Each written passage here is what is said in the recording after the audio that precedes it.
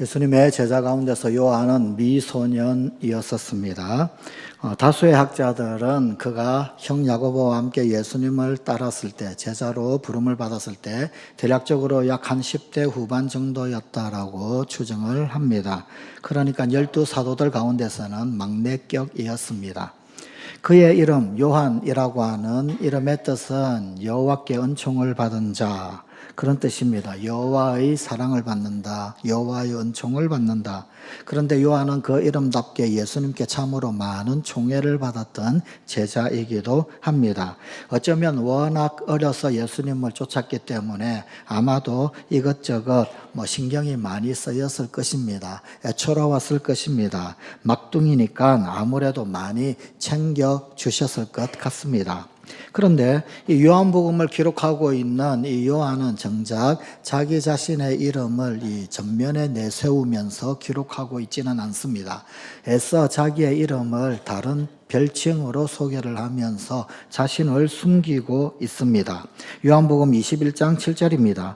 예수께서 사랑하시는 그 제자가 베드로에게 이르되 주님이시라 하니 시몬 베드로가 벗고 있다가 주님이라 하는 말을 듣고 겉옷을 두른 후에 바다로 뛰어내리더라. 여기에서 예수께서 사랑하시는 그 제자, 사실은 이 요한을 지칭하는 것입니다. 이 요한, 이렇게 기록하고 있는 것, 예수께서 사랑하시는 제자다 이런 식으로 기록하는 것을 본다라고 한다면 그는 예수님의 총애를 참으로 많이 받았고 그 특별한 그 은혜를 내심 자랑스러워하며 기억했던 것 같습니다. 그러면서 자신만의 비밀로 간직하고 싶었던 그런 것도 있었던 것 같습니다. 이 겸손의 발로라고나 할까요? 그런 모습도 보입니다. 참으로 재미있는 사실은 역사 가운데서 5세기경 이후부터는 화가들이 성화를 그릴 때 요한을 그리면 미소년으로 그렸다라는 것입니다. 아마도 미소년이었다라고 하는 이 전승을 좀 강조해서 과장하여 표현을 했던 것 같습니다. 그래서 그의 초상을 보게 되면 예수님의 12제자 가운데서 무조건 수염이 없는 아주 꽃미남으로 그려지고 있다라는 것입니다. 이것은 반기독교적인 저술로 유명한 다빈치 코드에서 이 예수님의 최후의 만찬 그림 가운데 나오는 이 예수님 오른편에 앉아 있는 이 막달라 마리아 라고 소개하고 있는 이 다빈치 코드의 오해를 불러오기도 했습니다. 사실은 예수님 오른편에 앉아 있는 것은 요한입니다. 그런데 이 요한이 어찌된 것이 꼭 여인처럼 이렇게 보이니까, 워낙 미소년 혹은 꽃미남으로 보이니까 이 다빈치 코드에서는 막달라 마리아라고 그렇게 오해를 하게 만드는 그런 빌미가 되기도 했었습니다.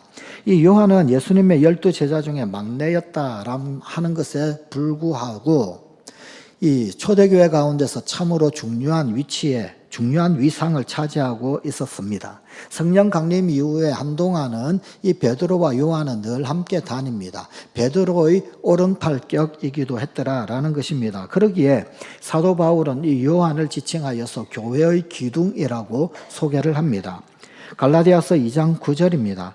또 기둥같이 여기는 야고보와 게바와 요한도 내게 주신 은혜를 알므로 나와 바나바에게 친교의 악수를 하였으니.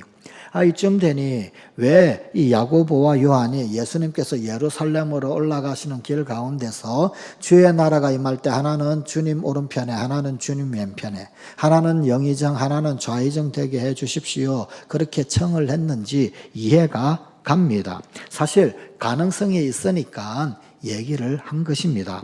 아이러니하게도 형제간이었던 이 야고보와 요한은 운명을 달리합니다.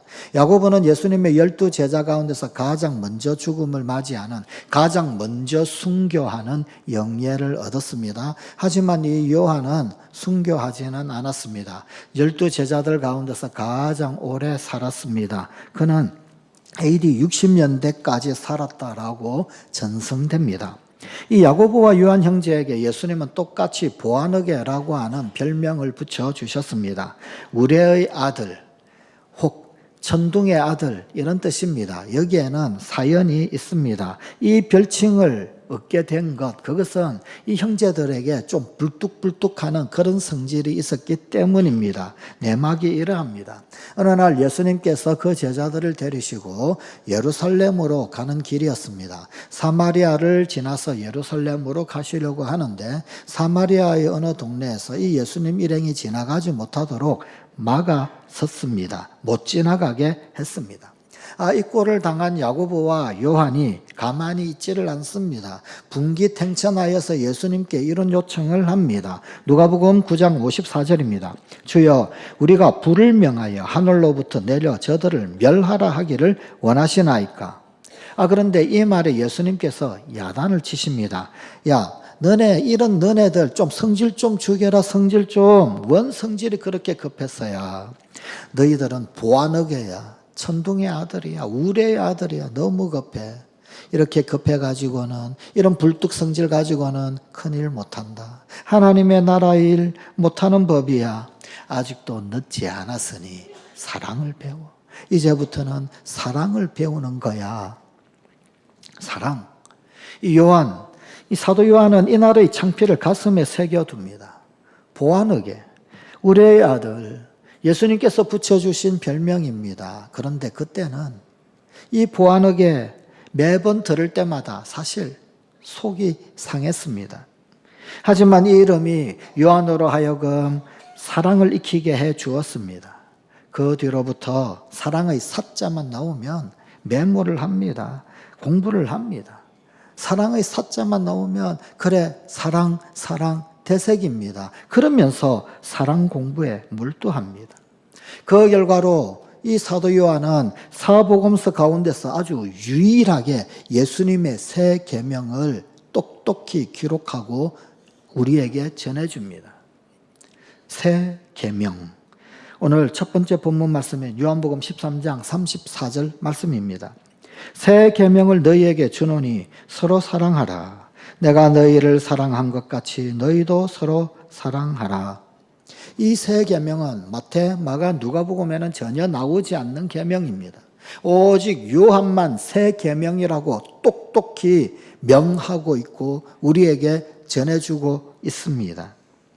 요한에게 있어서 이 새 계명은 그야말로 사랑의 혁명이었습니다. 마그나 카르타 대장정과도 같은 그런 격이었습니다. 그런데 새 계명이라 대체 무엇이 새롭단 말입니까?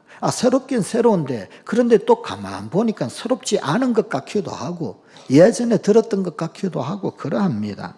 새롭지 않은 것이다 라고 하는 것은 옛날부터 다 아는 계명이라는 것입니다. 서로 사랑하라. 사실 옛 계명에도 있는 말이에요. 이 말씀은 구약에도 있습니다. 레위기 19장 18절입니다. 내 이웃 사랑하기를 내 자신과 같이 사랑하라. 나는 여호와이니라. 이 구약의 계명과 전혀 차이가 없습니다. 반면 새로운 것이다. 왜 새롭느냐? 군더더기가 전혀 없다라는 것입니다.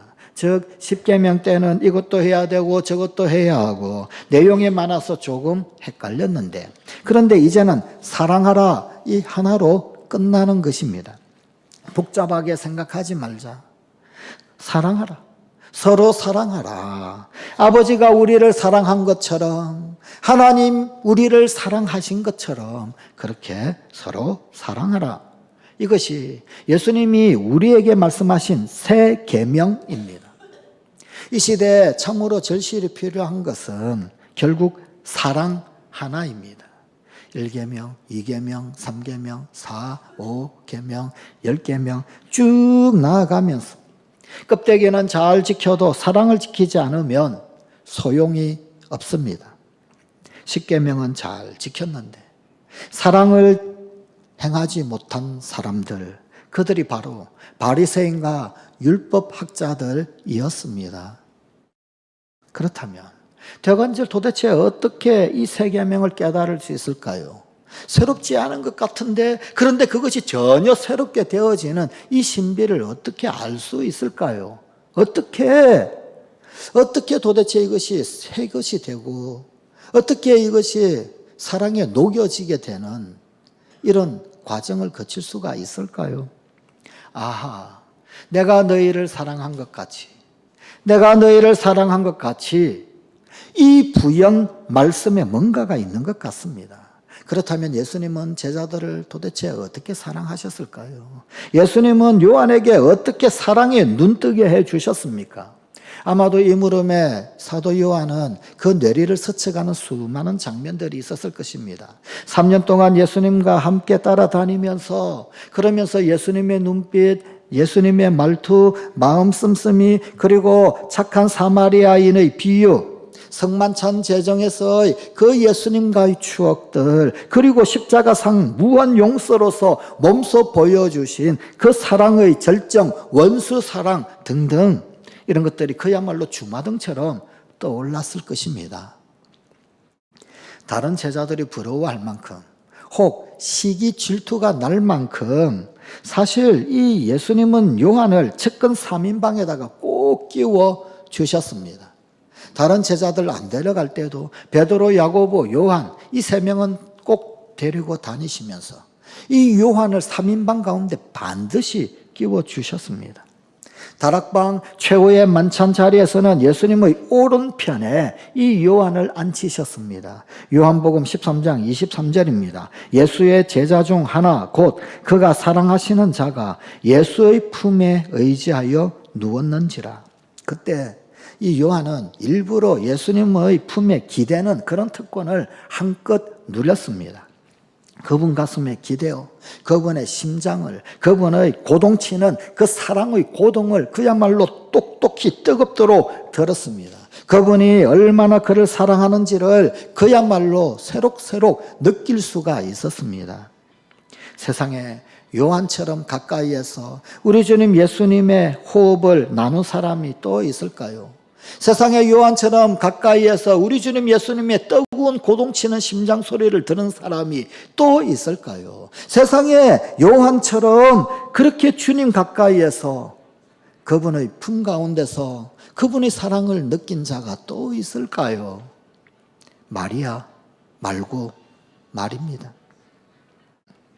오죽하면 요한복음을 기록하면서 어쩌면 낯 부끄러울 수도 있는데 남사스럽게 스스로를 예수께서 사랑하시는 제자, 예수께서 사랑하시는 제자라고 소개를 하고 싶었을까요?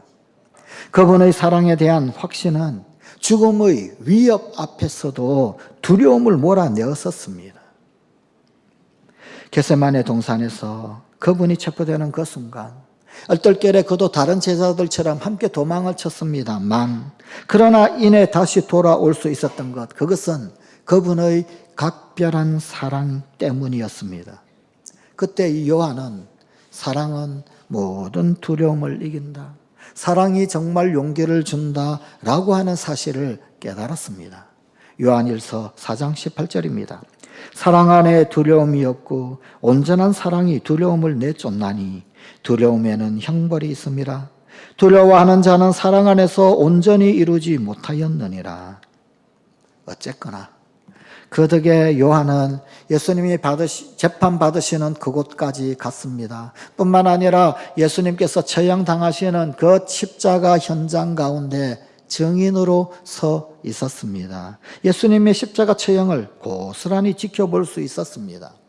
예수님의 12 제자들 가운데서 여자여 보소서 아들이니이다 라고 하는 예수님의 십자가 위에서의 그 말씀을 들었던 제자는 요한 하나밖에 없습니다. 마지막 십자가상에서 가쁜 숨을 몰아 숨 쉬면서 다 이루었다 라고 하는 이 말씀 들었던 제자도 요한 하나뿐입니다. 유일합니다. 내가 목마르다 라고 하는 말씀을 들었던 것도 유일하게 요한이었습니다. 로마 군인이 예수님의 옆구리를 창으로 찌를 때 그 옆구리에서 피와 물이 쏟아진 것을 목격한 것도 오직 요한밖에 없습니다. 마태, 마가, 누가복음에는 그런 기록이 전혀 없어요. 오직 요한복음만 예수님의 그 옆구리에서 피와 물이 쏟아졌다고 생생하게 소개를 하고 있습니다. 아리마대 요셉과 니고데모가 예수님의 장례를 치른 것, 그것 또한 오직 요한복음만 기록합니다. 요한만 그것을 목격했던 것입니다. 사랑은 사랑을 낳는 법. 요한에 대한 예수님의 사랑은 예수님에 대한 요한의 사랑을 낳았습니다. 사랑은 전념되는 법. 요한에 대한 예수님의 사랑은 요한에게서 또 다른 사람에게로 옮아 나아갔습니다. 그분을 추억하자니 사랑, 그분을 노래하자니 사랑, 그분을 증거하자니 사랑. 그러니 요한의 저술은 온통 사랑 일색인 것이 당연지사입니다. 그 요한의 기록에는 사랑, 사랑, 사랑밖에 없어요. 세 계명을 너희에게 주노니 서로 사랑하라. 사랑은 여기 있나니 우리가 하나님을 사랑한 것이 아니고 하나님이 우리를 사랑하신 것이라. 주를 사랑하지 아니하는 자는 저주를 받을지어다. 하나님은 사랑이시라. 예수님은 다른 모든 사도들에게는 복음을 증거하다가 이역후 순교하도록 허락하셨습니다. 하지만 요한, 이 사도 요한만은 끝내 살려두셨습니다. 반모섬에서 요한계시록을 기록하게 하시기 위함이었습니다. 하지만 그 역시 피로서가 아니라 박해받음으로써, 그리고 몸부림치는 희망으로서 동료 사도들의 그 순교에 동참한 셈입니다. 사실 에베소에서 말년에 이 요한은 끓는 기름 가마솥에 빠트리움을 당합니다. 그러나 죽지 않고 살아나왔습니다. 그래서 반모섬으로 유배가 되었습니다. 그는 산 순교자였습니다. 무지막지한 묵시적 용어로 기록된 반모섬에서의 그 환상, 그것은 종국의 희망의 정언으로 귀결이 됩니다. 이 묵시록이, 이 계시록이 그야말로 무시무시한 그런 언어들로 우리 가운데 다가오고 소개되니까 이 계시록을 잘 이해하지 못하는 사람은 계시록의 편지를 보면 무섭다 생각돼요.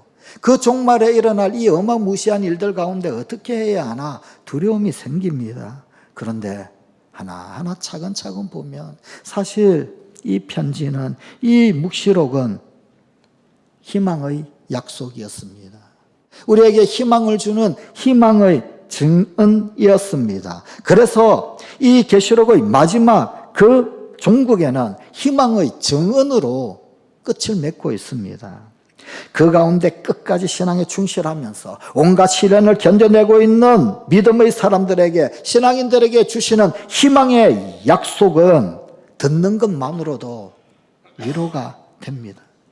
오늘의 또 다른 말씀, 요한계시록 21장 3절 4절 말씀입니다.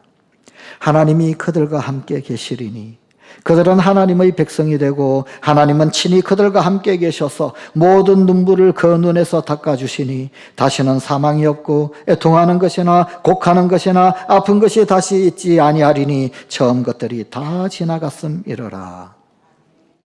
이 얼마나 좋은 세상입니까?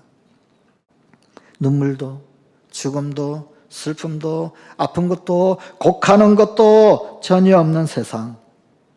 계시록은 그 세상이 도래할 것이다. 희망을, 소망을 예고하고 있습니다. 과연 그 나라는 어디에 있을까요? 물론 죽음 저 너머의 세상이 그런 나라일 것입니다. 하지만 그것뿐만이란다면, 그러면 이 세상에서 우리의 삶은 너무나 고달픈 천형이 아닐까요? 그러기에 예수님은 희망의 단서를 남겨두셨습니다.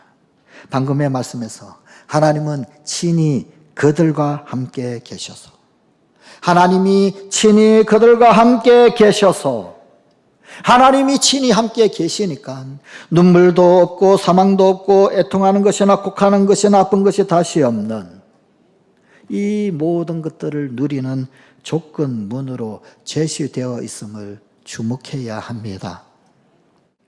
곧 하나님께서 그들과 함께, 우리와 함께 계실 때 그런 세상이 임하는 것입니다. 그렇습니다. 주님이 함께 계시면 만사 오케이입니다. 아니, 내가 주님을 떠나지만 않는다면 그 나라는 이미 나와 함께 있습니다. 주님과 함께라면 눈물은 더 이상 눈물이 아닙니다. 주님과 함께라면 사망은 더 이상, 죽음은 더 이상 두려움이 아닙니다. 주님과 함께라면 애통은 오히려 위로입니다. 주님과 함께라면 울부짖음은 오히려 기도가 됩니다. 주님과 함께라면 괴로움은 괴로워의 은총입니다. 그러기에 우리의 마지막 외침은 아멘 주 예수여 오시옵소서. 아멘 주 예수여 오시옵소서가 되는 것입니다. 성관가족 여러분, 예수님과의 사랑의 추억이 있으십니까? 그분의 사랑 깊이 새겨진 그 추억이 있으십니까? 사랑은 사랑을 낳는 법. 나에 대한 예수님의 사랑은 예수님에 대한 나의 사랑을 낳습니다. 사랑은 전염되는 법. 나에 대한 예수님의 사랑은 나에게서 다른 사람에게로 옮겨갑니다. 그분을 추억하자니 사랑, 그분을 노래하자니 사랑, 그분을 증거하자니 사랑이 되는 우리 성관가족이 되십시다. 사랑하는 성관가족 여러분, 지금도 사랑의 주님이 나와 함께 하심을, 우리와 함께 하심을 아십니까? 미국에 한 중년 부부가 있었습니다. 아내의 시력이 너무 나빠서 수술을 받게 되었습니다. 그런데 수술 이후에도 잘 진행되지 못하여 결국에는 시력을 잃고 말았습니다.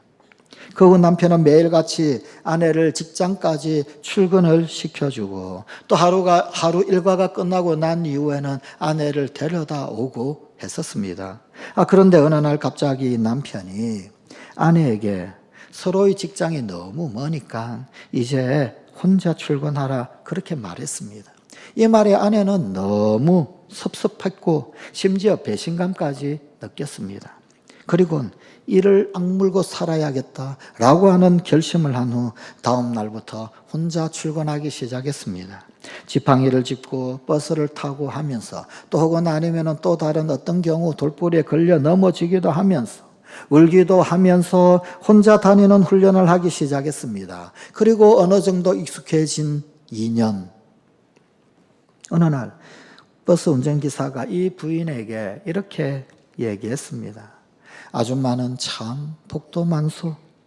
매일같이 남편이 버스에 함께 앉아 있어주고 부인이 직장 건물로 들어갈 때 그 들어가는 순간까지 지켜보다가 등 뒤에서 손을 흔들어 주는 보이지 않는 격려를 매일같이 그렇게 받으니 말이요.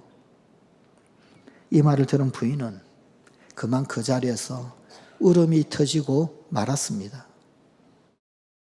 성관가족 여러분, 우리 주님도 마찬가지이십니다. 늘 우리들 뒤에서 혹은 앞에서 혹은 내 옆에서 나와 함께 해주시는 분, 우리와 함께 해주시는 분, 그분이 우리 주님이십니다. 혹 비록 그분이 보이지 않는다 할지라도, 그분이 느껴지지 않는다 할지라도 나를 향한 그분의 손길, 나를 향한 그분의 눈길은 결코 멈추지 않으시는 분이십니다. 기도하십시다. 하나님, 우리 주님 예수님과의 추억이 많이 있는 우리 성관가족이 되게 하여 주시옵소서. 그 사랑, 계명에 순종하는 힘이 되고 능력이 되고 원동력이 되게 하여 주시옵소서. 아니, 지금도 그 사랑의 주님이 나와 함께 하심을 똑똑히 깨달아 알게 하여 주시옵소서. 보이지 않아도 느껴지지 않아도 나를 향하신 그분의 손길 쉼이 없고 나를 향한 그분의 역사가 멈춤이 없음을 똑똑히 깨달아 알게 하여 주시옵소서. 오늘도 주님 함께 하심으로 사망도 슬픔도 눈물도 애통하는 것도 곡하는 것도 다 지나가게 하시고 뛰어넘게 하여 주시는 우리 성관가족들이 되게 하여 주옵소서. 예수님 이름으로 기도드리옵나이다. 아멘.